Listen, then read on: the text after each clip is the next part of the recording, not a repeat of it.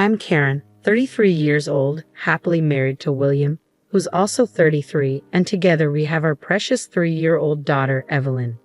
William's family is deeply rooted in education. They run a successful tutoring center, with both his parents being former teachers and William holding a teaching license himself. Academia runs in their blood. It's surreal sometimes to think I'm part of such a distinguished family. Initially, my own parents and friends were apprehensive, but their worries were unfounded. The truth is, William's family is wonderful. Despite my more sporty inclinations, they embrace me wholeheartedly. My mother-in-law was especially delighted to gain a daughter. Though I felt a bit nervous initially, my buoyant and outgoing nature helped bridge any gaps. I chose to be authentically myself, and through that, we cultivated a strong and loving relationship. I'm a certified arborist, specializing in the health assessments, pruning, planting, and relocation of trees, along with offering consulting services.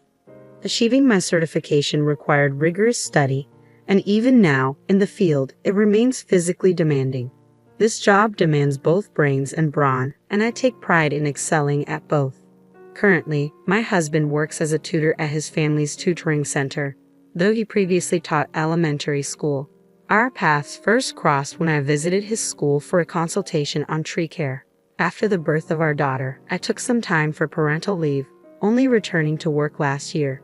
With our little one still in her tender years, family takes precedence, a balance thankfully supported by my understanding workplace. Nonetheless, there are occasions when I struggle to make it home in time for pickup. In such moments, I'm grateful for the assistance of my mother-in-law and the flexibility of my husband, who steps in whenever possible. It's a life filled with fulfillment, supported by a network of understanding and assistance. In my married life, there was one individual who brought some challenges. My sister-in-law, married to my husband's brother. My husband has 2 siblings and he falls in the middle. The youngest brother remains unattached, while the eldest, Richard, is married to Sarah, the source of my concerns. Sarah is primarily a homemaker but also lends a hand with the financial and administrative tasks at the tutoring center.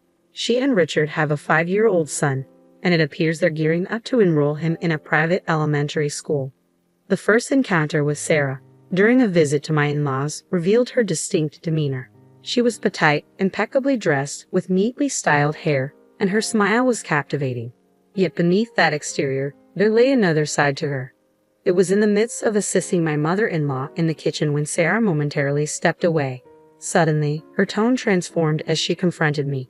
"Could you not put more effort into your appearance?" I was taken aback. The Sarah who had just been smiling seemed like an entirely different person. "You always seem to wear clothes that are worn and unkempt. Don't you realize you stand out for the wrong reasons? It's embarrassing." These clothes are just practical for me, especially since I'm constantly chasing after my little daughter," I explained. "I understand, I have a child too," Sarah responded with an exaggerated sigh, hinting at more she wanted to convey. However, her demeanor swiftly reverted to its usual state upon seeing my mother-in-law approaching. "Oh, what's the conversation about?" my mother-in-law inquired as she re-entered the room. "Just chatting about childcare," I replied, noticing Sarah's rapid shift in tone. It was almost as if she had a built-in switch that activated whenever my mother-in-law was around. My mother-in-law gave me a quizzical look, silently asking if that was the case. "Yes, just discussing our kids," Sarah chimed in, appearing content with the explanation. Skinny Sarah's snide remarks didn't particularly intimidate me, but I couldn't easily brush off her level of sarcasm, especially without causing undue concern for my mother-in-law. It's not uncommon to hear about tensions with in-laws. It's practically a universal experience, what with the notorious mother-in-law factor. In contrast, my mother-in-law is a beacon of support, always championing my career endeavors. I initially believed I could deflect my sister-in-law's barbs effortlessly. However, every encounter seemed to escalate her belittling behavior. During a hurried work errand, I unexpectedly ran into Sarah, engaged in conversation with a group of her acquaintances. Offering a polite greeting, I acknowledged her presence. "Hello, Sarah." "Oh, hi there," came her response. Hastening on my way, I thought little of the brief interaction until later that evening when my home phone rang and Sarah's name flashed on the caller ID. "What do you think you're doing?" Sarah's voice sliced through the air, dripping with aggression. Right from the start. Confused, I asked, What do you mean? Earlier today? Don't you dare come up to me in public dressed like that. Her tone was harsh, her words cutting. What's with your work attire? It's utterly inappropriate to stroll around like that. Did you see us? We're all moms, getting our kids ready for private school entrance exams. We live in a different world from you. I felt my cheeks burn with embarrassment as she continued her verbal assault without pause. I was working, so yes, I was in my work clothes, I responded, trying to maintain composure. I don't care about your excuses. Just steer clear of me next time we bump into each other outside, okay? It's embarrassing. But isn't it even more awkward? We're family, I protested. That's exactly my point, she shot back. You don't fit into this family. Just so you know, I've never considered you a sister-in-law. With that, she abruptly ended the call, leaving me reeling from an unexpected onslaught of her feelings. It was clear she had gone out of her way to unload her frustrations. Despite her consistent complaints about me during family gatherings, it's when we're alone that my sister-in-law truly unveils her true colors. She prides herself on being a fashionable, high-society woman hailing from a well-to-do family. While I respect her preferences, I can't comprehend her incessant need to belittle me simply because I don't conform to her standards. Sure, she may sport elegant attire paired with athletic accessories, but why the excessive collection? I often wonder if her reserved husband, my brother-in-law, indulges her shopping sprees. Perhaps he's oblivious to this side of her personality. It's just part of who she is. I have refrained from sharing these observations with my brother-in-law and mother-in-law, opting to confide in my husband instead, given the mounting stress. Really? She doesn't strike me as that type. He initially brushed it off. However, a few days later, my mother-in-law reached out, extending an invitation to a family dinner scheduled for the upcoming weekend. We live roughly 30 minutes apart by car. Typically, my mother-in-law doesn't meddle in our households. However, she insists on bringing the entire family together for special occasions like my father-in-law's birthday, Thanksgiving, and Christmas. This time, it was because my father-in-law's birthday was approaching. We managed to secure a private room at his favorite steakhouse this time around. It's our inaugural visit as a family, and the anticipation is palpable. I hope you're looking forward to it, my mother-in-law remarked. Oh, absolutely. Thank you, I replied, genuinely excited, albeit dreading the inevitable encounter with my sister-in-law. You don't seem too thrilled. Is work keeping you busy? She inquired. Oh, I'm fine. Really? I quickly reassured her. Uh-oh. Had my tone given away my apprehension, I hurriedly attempted to dispel any concern. Karen, if there's anything troubling you at home, please don't hesitate to tell me, okay? She pressed further. Our home. Everything's under control. Even when work keeps me late, you've been a tremendous help. I truly appreciate all your support, I responded. It's not about your family, though, she clarified. Ha! I was puzzled, failing to grasp her meaning. The weekend finally arrived, ushering in the much-anticipated dinner party in honor of my father-in-law's birthday. It was an opportunity to shower him and my mother-in-law with gratitude. I made a silent vow to immerse myself in the celebration and not allow my sister-in-law's venomous demeanor to dampen my spirits. Setting out early from home, I entered the private room at the restaurant with a sense of relief. My father-in-law, mother-in-law, brother-in-law, and sister-in-law had yet to arrive. I'd arrived ahead of schedule to ensure my father-in-law wouldn't be kept waiting on his special day, and also, if I'm honest, to minimize any interaction with Sarah. However, just as I settled in, my brother-in-law and Sarah made their entrance. Hello, I greeted them, mustering a polite smile. Hi, Karen, Sarah responded coolly. Richard, good to see you, I added, attempting to maintain a cordial atmosphere. While my husband and brother-in-law engaged in conversation, Sarah wasted no time in approaching me, her gaze sweeping me from head to toe before emitting an audible sigh. What on earth are you wearing? Sarah's disdainful remark sliced through the air, delivered in a hushed tone as if attempting to avoid detection. It was the usual start to her demeaning comments. I forced a tight-lipped smile, trying to maintain composure. Is this really the appropriate time or place for this? I questioned through clenched teeth. I chose this dress with the occasion in mind. Is it not suitable? It's not like it's from some high-end brand or anything. It's rather surprising you'd show up in such a cheap ensemble, Sarah continued, her tone dripping with condescension. And those shoulders of yours for a woman, they're quite broad. The dress doesn't flatter you at all. And your accessories? Just a wedding ring? And no nail polish. Your hands look rough. I bristled at her critique. I can't wear nail polish for my job. Ever thought about how inconvenient it would be to do household chores with long nails, Sarah? I countered. My work involves handling wood and soil, in addition to household tasks. My hands may not be dainty, but they're a testament to my hard work as a gardener. These hands, these shoulders, they're my pride. But she continued to belittle them, and I couldn't hold back any longer. What's that supposed to mean? Are you insinuating that I don't do housework? My retort seemed to strike a nerve as Sarah's voice suddenly rose in volume. I've had enough of you, Sarah seethed, her frustration bubbling over.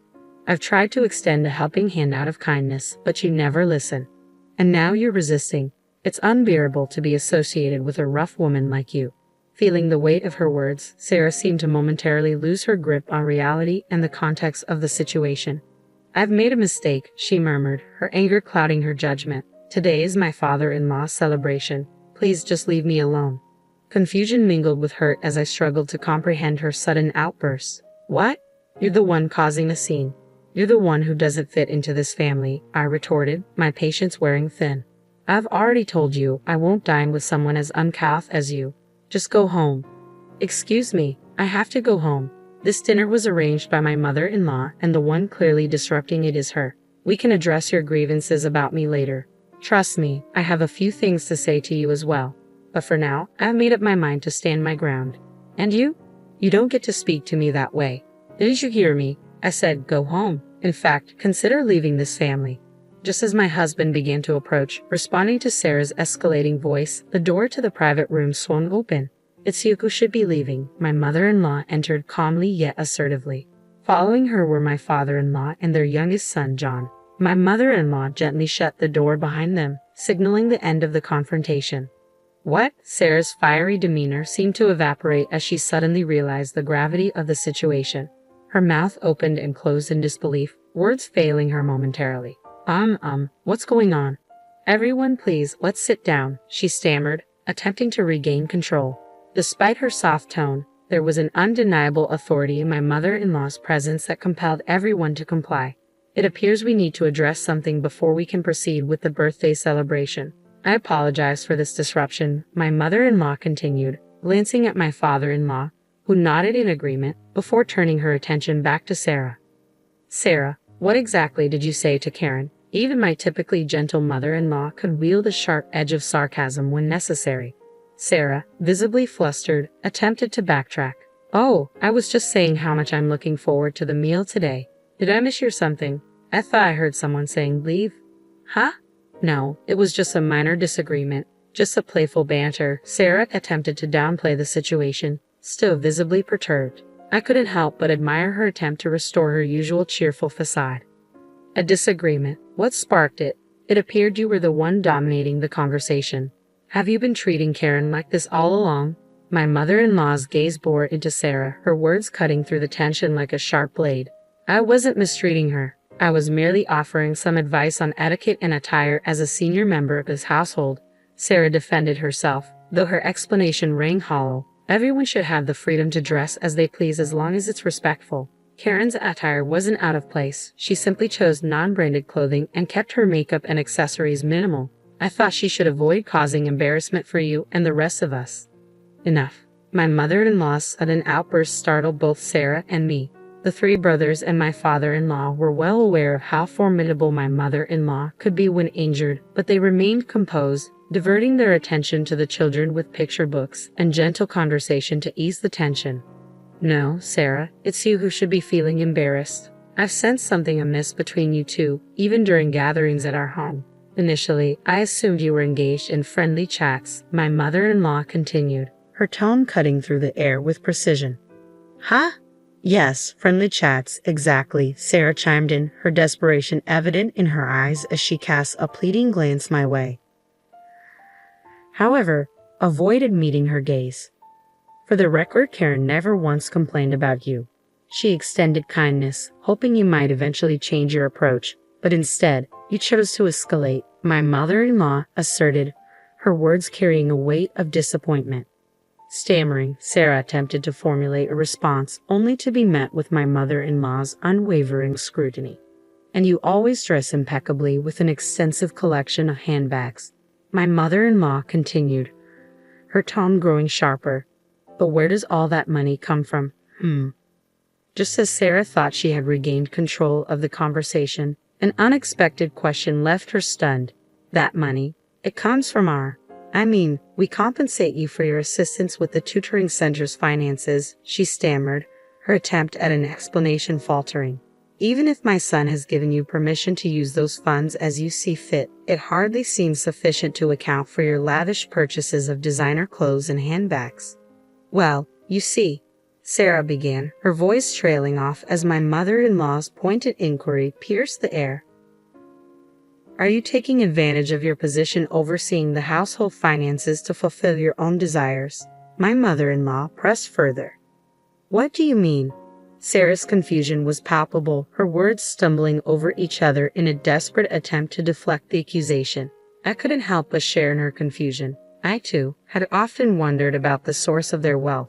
Initially, I had assumed my brother-in-law was simply a generous provider. Perhaps he entrusted all financial matters to Sarah. It troubled me to think he might have been oblivious to their spending habits, perhaps swayed by Sarah's facade of being a dutiful wife. In that light, I almost felt sorry for him. So, you've been splurging recklessly, and now you're considering sending your child to a private school? My mother-in-law queried.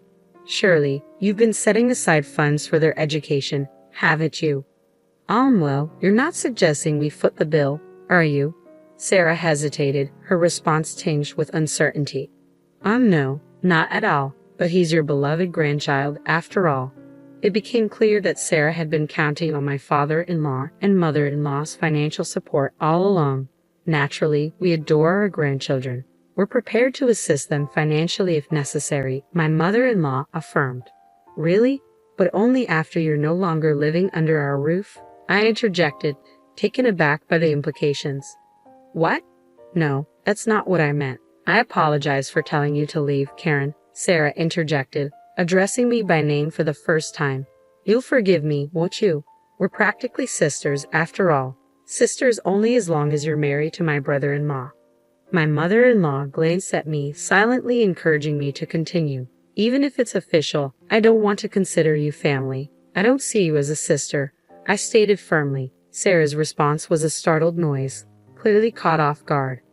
And that's not all. It seems you've been dipping into the funds from the tutoring school. My mother-in-law continued, her words landing like a bombshell.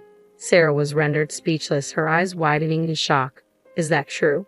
I couldn't hide my surprise at my mother-in-law's revelation. While I had suspected Sarah might be using household funds, I never imagined she would touch the money from the tutoring school operated by my in-laws. You managed to evade detection for some time, so it took us a while to uncover your actions. Even Bob, who has overseen our accounts for years, fell victim to your manipulation, my mother-in-law continued, her tone stern. Sarah's complexion paled visibly. You've been making purchases like gift baskets for our suppliers, showing appreciation to teachers, and hosting seminars, all under your purview. The expenses on the receipts gradually escalated. You offered excuses, claiming you were fulfilling birthday gift requests or acting on behalf of me or my son. But that's simply not. Sarah interjected, her voice shaky, attempting to deny the accusations.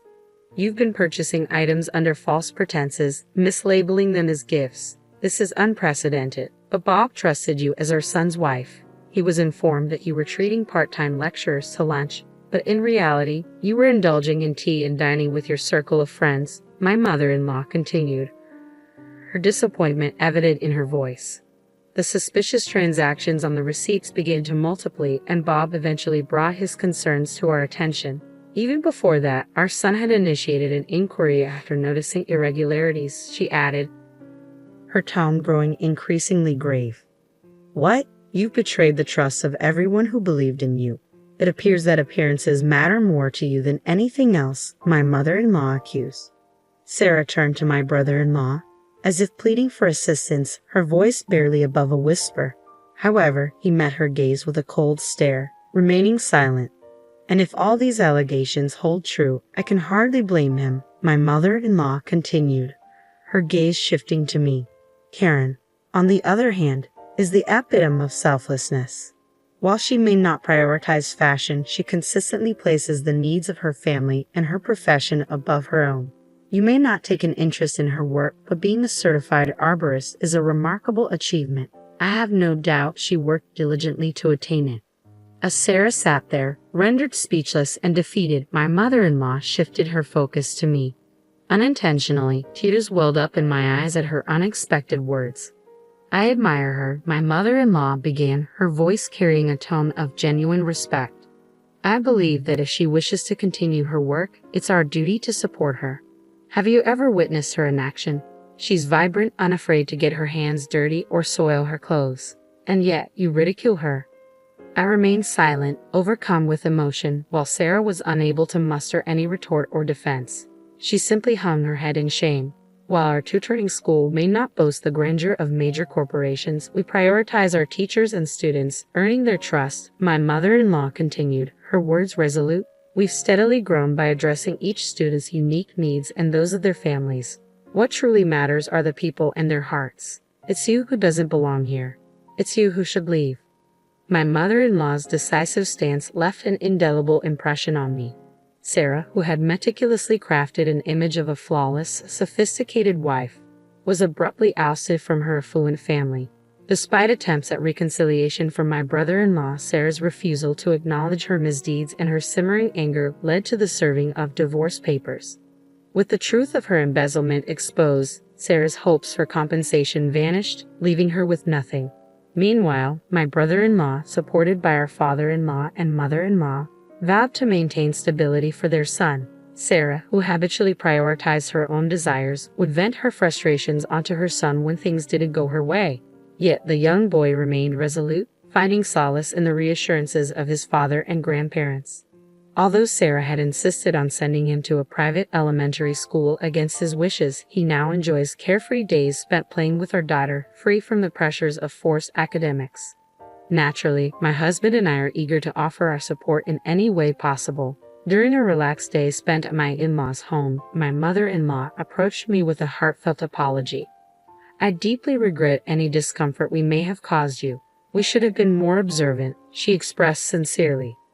"Oh, please don't worry about it. I wasn't truly bothered initially," I reassured her. "If you ever find yourself in need of assistance in the future, please don't hesitate to reach out to us," she offered kindly. "Yes," I replied, recalling your earlier sentiment, "what's important is people and hearts." Suddenly, I noticed my mother-in-law's puzzled expression as I gazed at her intently. "It's nothing. I was simply admiring your resilience," I clarified. "Well, thank you, but the real admiration should be directed towards you and your talent for creating such stunning gardens," she countered graciously. "Perhaps I'll enlist your help with ours next time. I've been meaning to replant the flower beds." "Oh, definitely. I'd be thrilled to lend a hand, even if it's just for fun. Just give me a shout whenever you're ready," I responded eagerly. "You should consider charging her, Mom. She can be quite demanding," my husband interjected with a playful tone, eliciting laughter from all of us. It was a moment of genuine warmth and camaraderie.